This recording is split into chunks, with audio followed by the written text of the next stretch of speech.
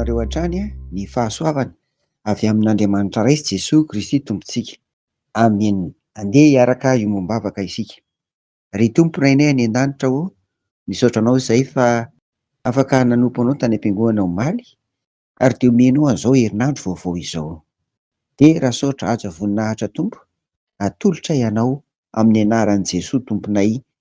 Amena. Araka izany dia miara misaotra ny Tompo isika ry havana fa afaka niaraka nivavaka omaly. Miavaka ny fotoanantsika satria famaranana ny fankalazana ny Tompo noho ny 15 taona ny sampana Sokototranainy sy Sakaisa. Voninahitra ho an'Andriamanitra irery. Amin'ity herinandro ity dia hijery an'ireo andinin-tsoratra masina ato amin'ny bokin'ny Apokalipsy isika ry havana, izay miresaka mivantana ny amin'ny fiavian'i Jesoa ahoana ny atao amin'izany. Miverina inefatra mantsy ny hoe ho afainganao. Dia ho jerentsika isan'andro izany ilay tohany, satria ilay te fampanantenana hoe ho afainganao hoy ny Tompo dia efa hitantsika omeny izany, efa nazavaina teto izany, izay milaza fa ho avy tsy ho ela ny Tompo. Anio alatsinainy ary ety am-piandohana izao herinandro izao dia hoy Jesoa hoe ho afainganao tany mafy izay anananao mba tsisy aka satroboninahitra ao. Amena. Apokalipsy 13 ka ny 1:12. Ato amin'ny bokin'ny Apokalipsy 12 sy ny 13 ry havana, izay miresaka ny amin'ireo fiangonana 7 tany Azia Mineura, dia ny fiangonana anankiroa ihany. Dia ny iray izany ny tany Simirina, hitantsika eo amin'ny 12:15 ka hatramin'ny 1:12, sy ity eto amin'ity andinin-tsoratra masina hodiniantsika ity dia ny fiangonana tany Filadelfia, Apokalipsy 13:17 ka hatramin'ny 1:12. Ireo fiangonana roa ireo irery no fiangonana azo ambara hoe araka ny fahitan'ny Tompo azy dia tsy misy fahadisoany ka tokony hibebahany, fa fampahirezana no natao ho azy ireo. Dia ity fiangonana tany Filadelfia ity dia ampahirezana hatrany mba mijoro ho mahatoky ka tsy hivadika amin'i Jesoa mandra-piavana.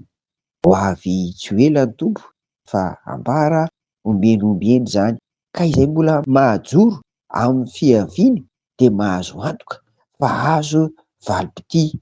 Hitantsika eto izany fa satroboninahitra. Ry havana, mangataka mafy ary isika, mangataka mafy amin'i Jesoa Kristy ary indrindra ny herin'ny fanahy masina mba hiasa aty anatintsika tsirairay avy, ka voalohany ahaizantsika mifikitra amin'ny finoana amin'i Jesoa Kristy satria io voalohany tazonina mafy, io le efa azo tazonina mafy mihitsy. Dia ny finoana an'i Jesoa Kristy irery ihany ilay amin'ny mpamonjy. Ny tazontsika mafy koa izany dia faharoa, efa eo am-pelantanantsika amin'ny Baiboly.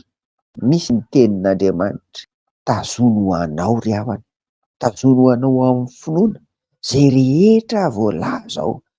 Tsy misy intsony teny hafa, tsy misy boky hafa, tsisy Baiboly hafa, feno ny tenin'Andriamanitra Genesisy ka hatramin'ny Apokalipsy, fikiro mafy fa tenin'ny Tompo ho anao ny voarakitra rehetra ao. Ary fahatelo, izay tazontsika mafy koa dia ny fanompony efa niraisina. Io fanompony io ry havana no ataontsika koa ao amin'ny fiangonana hiandrasana ny fiavian'i Jesoa Kristy, aza miemotra, aza mangatsiatsika fa tena tany mafy izay zara fanompona raisinao any amin'ny sampana na ataonao mivantana ao amin'ny fiangonana. Fa ireny ry havana no azahoantsika araka an'izany mahazo satroboninahitra. Efa omen'ny Tompo antsika tsirairay avy izany.